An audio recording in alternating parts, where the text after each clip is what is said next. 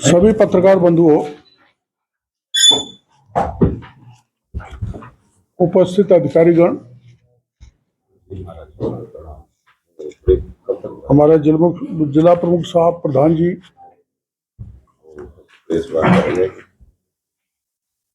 कार्यकर्ता भाइयों, आप सभी को पता है कि आज पूरे राजस्थान में राजस्थान सरकार की जो 2 वर्ष की प्रमुख उपलब्धियां हैं, उनके संबंध में वैसे तो पूरा राजस्थान जानता है, गांव-गांव तक हमारे रथ जाएंगे,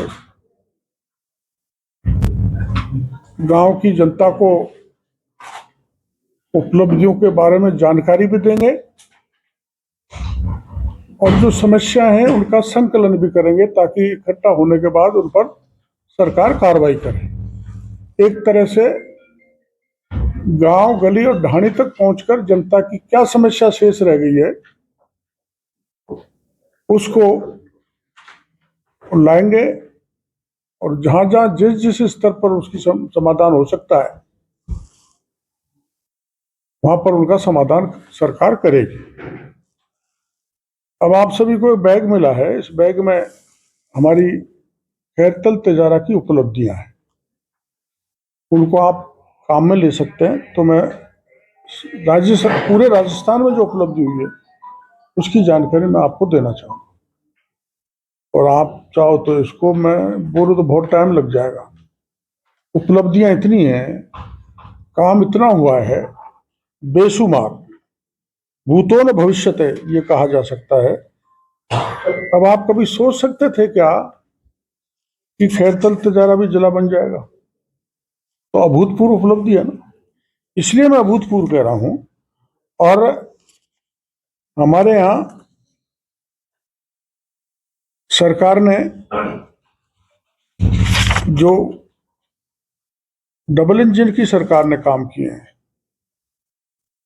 यहाँ भाजपा की सरकार, केंद्र में माननीय मोदी जी, तो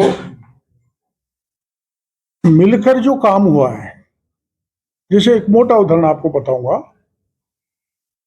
ERCP यहां से चंबल करीबन 300-350 किलोमीटर दूर होगी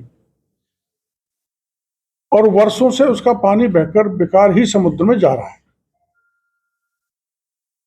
तो उस पानी को एकत्र कर, रोक कर, चंबल और चंबल से जुड़ी हुई 4 अन्य नदियों का पानी राजस्थान के 13 जिलों में पहुंचाया जाएगा। अब 4 जिले और बढ़ गए, जैसे आपका 17 जिलों में। तो इन 17 जिलों में करीबन 4,28,000 हेक्टेयर भूमि किसान की सिंचित होगी। सभी गांव को पीने का पानी, शुद्ध पानी दिया जाएगा और 15% उसमें से पानी औद्योगिक विकास के लिए दिया जाएगा। ये मैंने एक उदाहरण दिया है और इसमें करीबन 90,000 करोड़ रुपए का एस्टिमेट अभी प्रेजेंट में है और काम भी चालू हो गया है। तो मैं तो कभी नहीं सोच सकता था कि इतना बड़ा काम भी, चंबल कहाँ है, खैरतल तिजारा कहाँ है, जहां पानी आएगा। उस दृष्टि से दोनों सरकारों ने मिलकर जो काम किए हैं उनकी सूक्ष्म मैं आपको जानकारी देना चाहूंगा। आयुष्मान भारत, स्वास्थ्य की सुरक्षा की दृष्टि से आप सभी जानते हैं, इसमें आरोग्य योजना के तहत राजस्थान में 30.68 लाख से अधिक रोगियों को 6,000 करोड़ रुपए से अधिक की कैशलेस उपचार किया जा चुका है।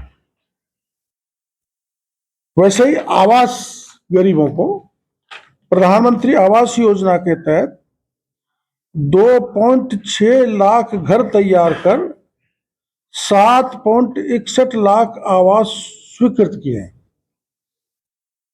हर घर नल में जल जीवन मिशन के तहत 13 लाख से अधिक परिवारों को स्वच्छ जल उपलब्ध अभी तक करा दिया गया है। ऊर्जा में पीएम सूर्य घर मुफ्त बिजली योजना के अंतर्गत 428 मेगावाट क्षमता के 1 लाख से अधिक रूफ टॉप सोलर संयंत्र स्थापित किए गए छत पर। महिला सशक्तिकरण की दृष्टि से पीएम मातृ वंदना योजना में 9.92 लाख महिलाओं को 5.31 करोड़ रुपए वितरित किए गए हैं। और आमतौर पर आप प्रधानमंत्री जो सुनते हैं, गांव की जो महिलाएं राजविका से जुड़ी हुई हैं, दूसरे छोटे मोटे रोजगारों से जुड़ी हुई हैं, कि लखपति दीदी बनाना, मतलब एक गांव की महिला को लखपति बनाना हमारा उद्देश्य है। उस दृष्टि से हमारे यहाँ 12.6 लाख महिलाएं लखपति दीदी बन चुकी हैं। जनजातीय महिलाओं के सशक्तिकरण की दृष्टि से धरती आबा जनजातीय ग्राम उत्कर्ष अभियान, जो भी पूरे राज्य में क्या पूरे देश में मनाया गया था बिरसा मुंडा की याद में, जनजातीय गौरव दिवस, उसमें 6.019 ग्रामों को चयनित किया गया है। ईआरसीपी में जो मैंने अभी बताया था 26,000 करोड़ के टेंडर लग गए हैं। श्रम की दृष्टि से श्रमिकों को सशक्तिकरण किया गया है। उसमें ई श्रम पोर्टल पर 17.41 लाख का पंजीकरण हो चुका है। पीएम श्रम योगी मानधन में 24,191 पंजीकरण हुआ है। प्रधानमंत्री किसान सम्मान योजना के तहत 76.18 लाख किसान अपने राजस्थान को 8,359 करोड़ रुपए की राशि उपलब्ध कराई है, राज्य सरकार ने अलग से दी है। स्वरोजगार को बढ़ावा देने के लिए पीएम स्वनिधि योजना में 87,000 व्यक्तियों को ऋण स्वीकृत किया गया है। पीएम विश्वकर्मा योजना में 2.13 लाख लाभार्थियों को प्रशिक्षण तथा 49,306 लाभार्थियों को ऋण दिया गया है। खाद्य सुरक्षा बहुत आवश्यक है। राष्ट्रीय खाद्य सुरक्षा अधिनियम में 47.47 लाख व्यक्तियों द्वारा गिव अप किया, मतलब छोड़ दिया। जो लाभ लेने लायक नहीं थे वो लाभ ले रहे थे, उन्होंने छोड़ दिया सरकार की अपील पे। और करीबन 1717 लाख दूसरे योग्य व्यक्ति को सरकार ने 2 साल में चयनित किया है। निवेश की दृष्टि से आप जानते हो कि राज्य राजस्थान किया है, अभी प्रवासी राजस्थान किया है, और संयुक्त केंद्रीय उपक्रमों के साथ संयुक्त उपक्रमों में 2.61 लाख करोड़ के एमओयू हस्ताक्षरित हुए हैं। ये एक अभियान है कर्म भूमि से मातृभूमि अभियान, जो पहली बार अपने प्रदेश में लागू हुआ है। और माननीय मुख्यमंत्री जी और केंद्रीय मंत्री जी ने मिलकर जो अपने प्रवासी राजस्थानी उनको मोटिवेट किया, तो उन्होंने अपने यहाँ जो राजस्थानियों को सहयोग किया भूजल रिचार्ज, वाटर रिचार्ज के लिए, वाटर रिचार्ज की बहुत सी स्कीम के लिए पैसा दिया उन्होंने अपना खुद का। और अब तक 14,500 से अधिक कार्य इस कर्म भूमि से जन्मभूमि अभियान में कराए जा चुके हैं। और जल संचय भागीदारी बढ़ी है। और इस दृष्टि से इस अभियान के तहत ज्यादा से ज्यादा राशि मिले, जनहित के काम हो, उसके लिए वंदे गंगा जल संरक्षण अभियान चलाया था, जो आपकी जानकारी में। जल जीवन मिशन, जल जीवन मिशन एक ऐसा बड़ा अभियान था जो देश भर में चला। अपने राजस्थान में भी जल जीवन मिशन में 27,000 करोड़ रुपए की राशि उपलब्ध कराई गई थी। पिछले राज्य में आपको पता है उसमें घोटाले हुए थे, उसमें कुछ घोटाले मैंने उजागर किए थे, तो उसमें कई ठेकेदार, कई अधिकारी जेल में गए, कई को सस्पेंड किया गया, और पूर्ववर्ती सरकार के महेश जोशी जेल से भी छूट के आए। ये मतलब योजना में जिस किसी ने भी भ्रष्टाचार किया है उसको भी हमने सख्ती से डील किया है। अभी पिछले 2 वर्षों में 13,59,000 ग्रामीण परिवारों को नल से जल उपलब्ध कराया गया है, जिस पर 10,482 करोड़ रुपए खर्च हुए।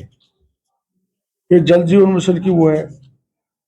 अटल ज्ञान केंद्र खोले गए हैं, कुछ चिन्हित किए गए हैं। भर्ती परीक्षाओं को सख्ती से निगरानी रखी गई है, तो कोई पेपर लीक नहीं हुआ। पिछले राज्य में 17-18 पेपर लीक हुए। 57 सब इंस्पेक्टर जेल के शिक्षकों में आरपीएससी के मेंबरों को गिरफ्तार किया गया, और अब तक हम 90,639 नियुक्तियां दे चुके हैं, और 1.53 लाख पदों पर भर्तियां प्रक्रियाधीन है, और जितने भी पेपर हुए एक भी पेपर लीक नहीं हुआ। ऐसे ही रोडवेज का टर्न अराउंड, मतलब नई बसें आई है। डेयरी के क्षेत्र में भी हमने क्षमता बढ़ाई है, जिसका परिणाम है कि देश भर में दुग्ध उत्पादन में राजस्थान आगे है।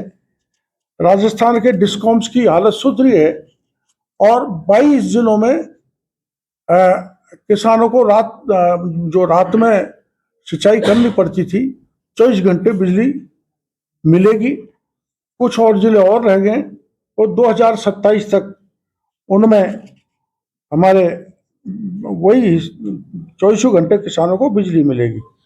पर्यटन की दृष्टि से राजस्थान में बहुत बड़ा स्कोप है, तो पर्यटन के प्रति सरकार चिंतित है, और इसमें विविध पर्यटन सर्किट जैसे ग्रामीण पर्यटन, wellness tourism, adventure tourism, eco tourism, tribal tourism, desert adventure, water sports, wedding destination, medical travel और फिल्म टूरिज्म जैसी कार्यक्रमों पर सरकार ने गति दी है। और हमारे झुंझुनू शेखावाटी में जो पुरानी हवेलियां हैं, उनको कम से कम 662 हवेलियों को संरक्षित करने का काम किया है, तो विरासत को भी बचा रहे हैं। और जीएसटी के जरिए जो राजस्व है उसका भी सुदृढ़ीकरण किया है।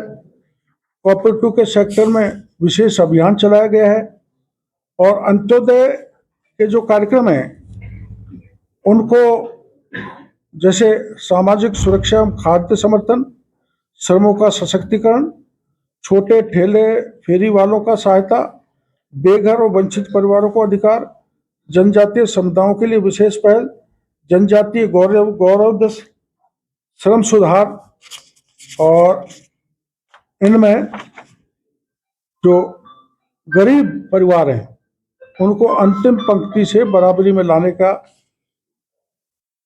दृष्टि से सरकार ने काम किए। आंकड़े भी हैं, लेकिन ये ज़्यादा हो जाएगा। युवा शक्ति, राजस्थान की युवाओं के लिए रोजगार के व्यापक अवसर उपलब्ध कराए। मैंने अभी आपको बताए थे कितने रोजगार दे दिए। कौशल एवं स्टार्टअप को बढ़ावा दिया गया है, और प्रतियोगी परीक्षा में आर्थिक सहायता दी जा रही है। मुख्यमंत्री अनुपूरक कोचिंग योजना में 31,127 विद्यार्थियों को 213 करोड़ की सहायता दी गई है।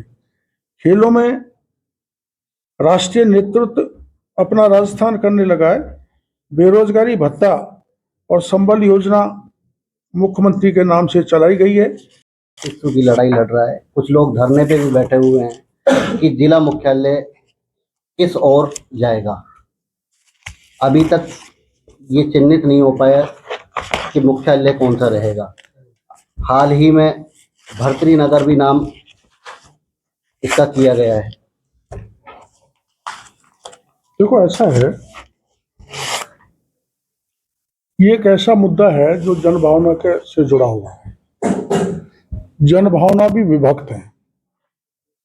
कुछ लोग ए जगह चाहते होंगे, कुछ लोग बी जगह चाहते होंगे। तो उसका संतुलन रखते हुए एक्सपर्ट कमेटी की राय लेते हुए सरकार इस पर निर्णय ली। खैरतल तिजारा जिला नवजात शिशु की तरह है। अभी तक विकास की ओर गति भी नहीं पकड़ पाया था। यहाँ स्थायी बस स्टैंड नहीं है। 3 जगह आज भी बस लगती है। पेयजल समस्या है। अस्पताल में कई पद रिक्त पड़े हुए हैं। स्कूलों की स्थिति बदहाल है। बिल्कुल कई आप पद सही रिक्त कह रहे हो। हैं। जो आप पाठ्यक्रम कई स्कूलों में अभी तक पूरा नहीं हो पाया है। मैं चूंकि प्रभारी हूँ तो मेरे को पता है। जिला कलेक्टर साहब ने यहाँ की भी जानकारी मेरे को दी थी। इतने पद नहीं है खुद जिला लेवल पर। जैसे मेरे जेडी को यहाँ आना पड़ता है, एडिशनल डायरेक्टर को यहाँ आना पड़ता है। ऐसे विभिन्न विभागों के पद मुख्यालय पर खाली हैं। पर शिशु बड़ा होने में टाइम लेता है तो समय तो लगता ही है। पर आपकी शिकायत समय रहते हुए मिट जाएंगे। 2.5 साल हो गए। 2.5 साल में आप ये बताओ, अभी मैं वो कागज देना, मेरे 2.5 साल में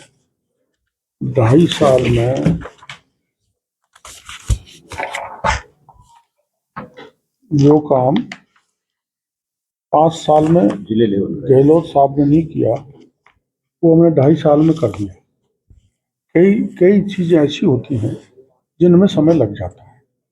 मैं आपकी शिकायत को बिल्कुल वाजिब मानता हूँ, मना नहीं कर सकता। 2.5 साल निकल गया, लेकिन एक जगह जहाँ कहीं हम अब समय लग सकता है, लेकिन अगर जिले बनाया गया है तो जिले का जो सुविधा जिला स्तर पर होती है, आपको जानकारी है, एक जिला बनाने में सरकार को कम से कम 2000 करोड़ रुपए का इन्वेस्टमेंट करना पड़ता है।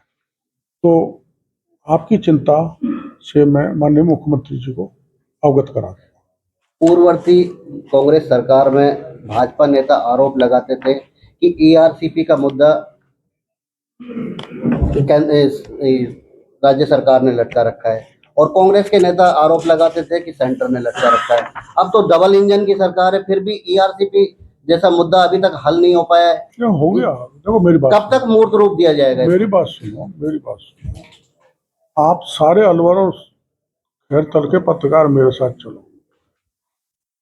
मैं आपको बताऊंगा कि नवनेरा डैम बनकर तैयार हो गया। अब एक डैम को बनाने में कितना समय लगता है, उसकी टेक्निकल फिजिबिलिटी बनती है, हाइड्रोलॉजी बनती है, आप जानते हो कितने उसमें होकर निकलेगा।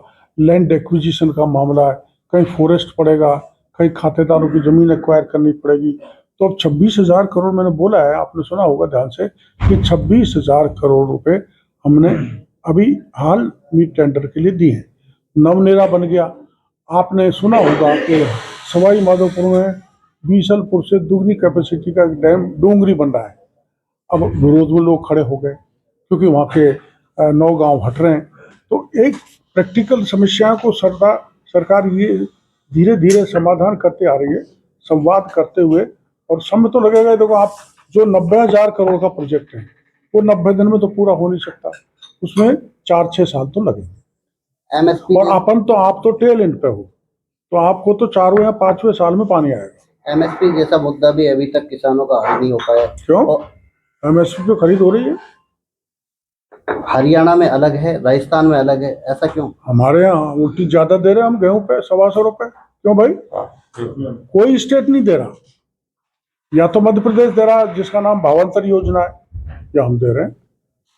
प्रदेश में सुदृढ़ बिजली देने की आपने बात कही, लेकिन आज भी किसान रात में खेत में बिजली पानी देने को मजबूर है। मैंने आपको पहले ही बता दिया, 22 जिले ऐसे हैं जिसमें किसानों को 24 घंटे बिजली मिलती है। रात में, दिन में बिजली दिन में चलाओ चाहे रात में चलाओ, अपने जिले रह गए हैं।